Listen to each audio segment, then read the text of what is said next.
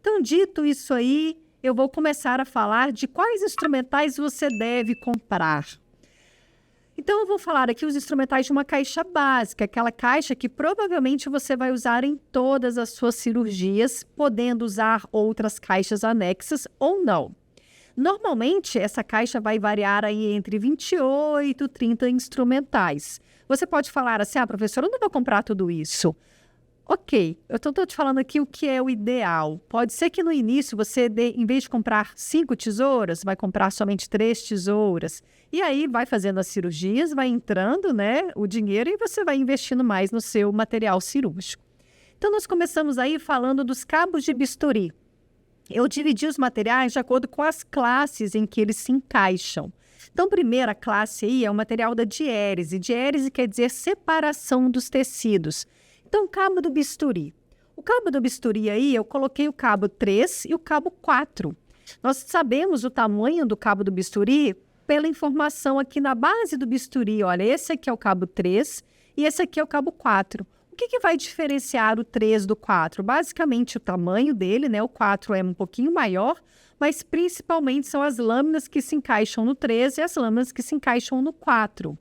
Normalmente, as lâminas que vão se encaixar no cabo 3 são lâminas menores e lâminas mais delicadas. E o que mais a gente utiliza aí? Olha, a lâmina número 10, essa primeira aqui, a lâmina número 10, normalmente você consegue fazer a grande maioria dos seus procedimentos, você vai fazer com ela. Muito utilizada no cabo 3 é a lâmina número 11. A número 11 é importante você ter. De repente, você não precisa comprar uma caixa de lâmina 11, comprar algumas lâminas somente, lembrando que essas lâminas são descartáveis, né, são de uso único, para fazer perfurações em órgãos ocos, que a gente chama de perfuração em estocada. Eu vou explicar para vocês daqui a pouco. Também você pode usar a lâmina número 12, ela não é muito utilizada. E uma outra muito utilizada é a lâmina número 15. Ela tem a parte de corte dela, ela é côncava, assim como a lâmina número 10. Só que ela tem uma lâmina, a parte côncava e cortante, ela é bem menorzinha. É importante você ter na sua clínica para fazer cirurgias menores, incisões mais delicadas. Por exemplo, se você vai fazer algumas cirurgias muito próximas ao olho, nós tivemos uma aula sobre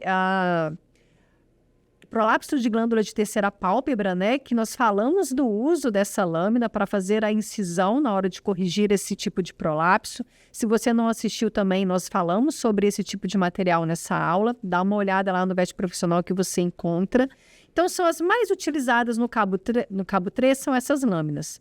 E no cabo 4, nós vamos usar lâminas maiores, né? Principalmente a lâmina 20.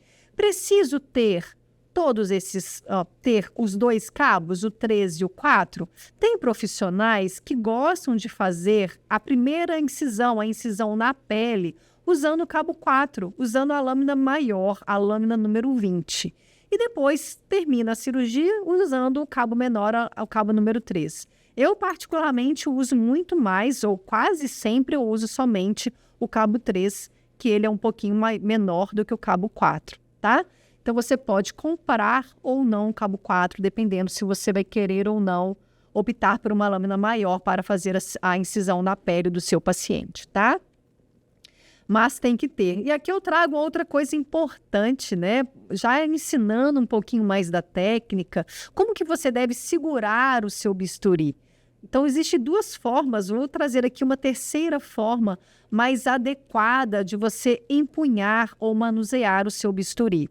Vai depender de que tipo de incisão você está fazendo. Se é uma incisão de início de cirurgia, se é uma incisãozinha menor, mais delicada, que você tem que ter maior controle. Então, são essas duas formas. A gente fala que ou você segura seu bisturi assim, como se fosse um arco de violino. Imagina quando uma pessoa que toca violino, né, segura, né, o arco do violino. Então, uma das formas é assim.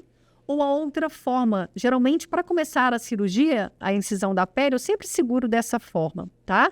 Agora, se no meio da cirurgia você precisa de uma incisãozinha um pouco mais delicada, um maior controle da sua mão, você vai segurar como se você estivesse segurando um lápis, tá?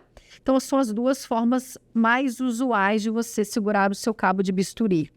Agora, existe uma outra forma que você vai fazer eventualmente durante a sua cirurgia, que é essa forma de segurar assim, ó. Que você vai fazer isso somente quando você for fazer realmente uma incisão estocada num órgão oco.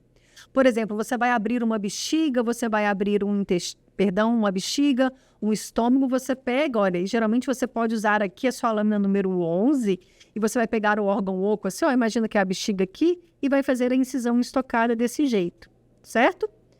E aí você vai segurar ou empunhar o seu bisturi de forma diferente.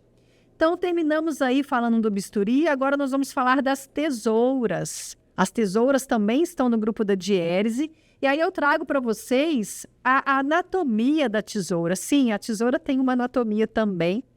Então, olha, aqui nós temos uma tesoura de maio, eu vou explicar para vocês a diferença. Então, a gente tem que saber que uma tesoura tem a ponta dela, e nós temos a lâmina, né? Que é a parte da tesoura que é a parte cortante.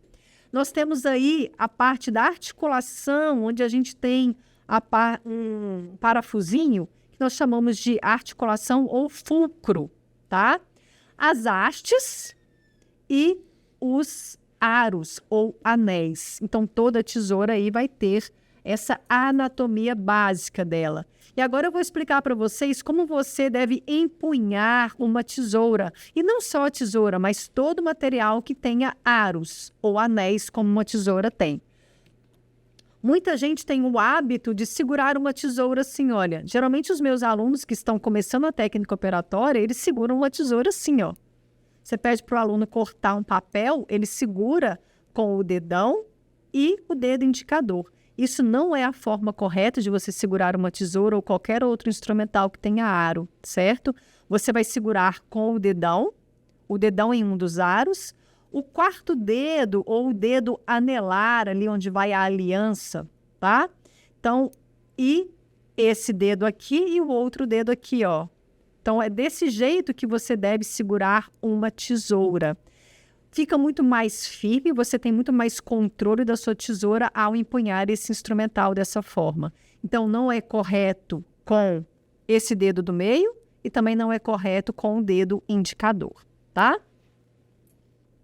Isso diferencia muito a pessoa que não é cirurgião da pessoa que é cirurgião, tá? A forma de empunhar o material.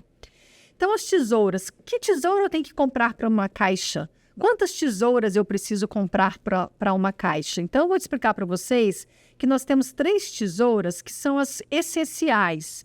E você vai falar assim, nossa, parece tudo igual, é tudo tesoura, né? Mas não é, cada uma tem a sua indicação e todas elas precisam estar presentes na sua caixa.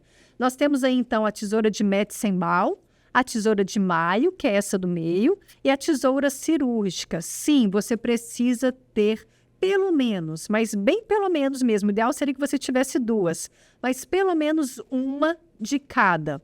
Lembrando que todas elas você encontra no mercado, ela curva e ela reta. Então, vamos falar assim, num cenário ideal, é que você tivesse uma reta e uma curva da Metzenbaum, uma reta e uma curva da maio, e uma reta e uma curva da tesoura cirúrgica. Então, vou explicar por que tem que ter todas elas ou qual é a função de cada uma delas. Então, se a gente fosse seguir isso, você deveria ter pelo menos 6 tesouras na sua caixa básica, tá? Então, vamos mostrar, então, a Metzenbaum, que é essa tesoura aqui, ó, que é a primeira, é uma tesoura bem comprida, tá? E quando você abre, ela é caracterizada pela parte da lâmina, antes do fulcro, bem pequena quando você compara ao restante da haste, tá? Então, aqui pequenininho, a haste bem maior. É uma tesoura mais delicada que você vai utilizar para cortar aqueles tecidos, por exemplo, uma alça intestinal, cortar a parede de uma bexiga, a parede de um estômago. E o fato dela ser bem comprida, ela facilita também o uso dentro da cavidade, quando é mais profundo o uso dela. Então, tem que ter. E você tem que tomar um cuidado enorme com essa sua tesoura, porque ela, por ser muito delicada, qualquer coisa você pode perder o corte e comprometer a eficiência desse tipo de tesoura, tá? Então, precisa ter. De repente, você compra aí uma reta e uma curva. Vale a pena você investir comprando um material de qualidade, tá? E depois nós temos a tesoura de maio. Tenho que ter na minha caixa? Tem que ter a tesoura de maio. Olhando assim, ela parece muito com a tesoura de Metzenbaum que eu acabei de mostrar. Mas percebam aí na figura que nós temos, ela é um pouco mais robusta, né? Olha ela aqui fechada na figura. Ela é mais robusta e ela tem de ser um pouco menor do que a Metzenbaum. Então, quando você abre, diferentemente da Metzenbaum, a parte da lâmina, ela é basicamente do mesmo tamanho da parte da haste. E ela é uma tesoura mais, vamos dizer assim, mais robusta, ela é mais utilizada para você cortar, por exemplo, se você precisar cortar uma fáscia, se você precisar cortar musculatura, para cortar a linha branca, fazer a incisão na linha branca, né? A gente começa fazendo uma incisão com bisturi em estocada e depois você aumenta usando a maio. Então, tem que ter maio, tá? De preferência uma reta e uma curva. E a última aí que a gente chama de tesoura de uso geral ou tesouras cirúrgicas, que são as tesouras que todo mundo já deve ter visto, que são as únicas que nós temos uma diferenciação na ponta. Por exemplo, essa que eu tenho aqui, ó, ela é a romba-romba. Nós temos a fina-fina e a romba-fina, como está sendo demonstrada aí na figura. Para que a gente tem que ter essa tesoura? No mínimo duas. Para você cortar fio. Você vai cortar o seu fio, acabou uma sutura, vai cortar o fio. De repente, no meio da sua cirurgia, você precisa usar um dreno e precisa cortar um dreno, cortar um pedaço de equipo. De repente, você precisa cortar algum outro tipo de material que não pele do animal, que não tecido do animal. Aí você usa esse tipo de tesoura. Você não deve, é um pecado você pegar a sua tesoura de Metzenbaum ou a sua tesoura de maio e cortar um fio. Toda vez que você corta um fio com essas tesouras, você compromete a lâmina, compromete o corte. Então, essa aqui, que é para cortar, que é a tesoura cirúrgica de uso geral, que é para cortar o fio, você pode nem precisa investir em comprando uma tesoura muito cara, não, tá? Diferentemente da Metzenbaum e da Maio, tá? Então, por favor, não corte o tecido do seu paciente com a cirúrgica, e não corte fios com a Metzenbaum e com a Maio, tá? Isso é primordial para a manutenção da qualidade do seu material. Quer assistir mais conteúdos como esse? Se inscreva no nosso canal.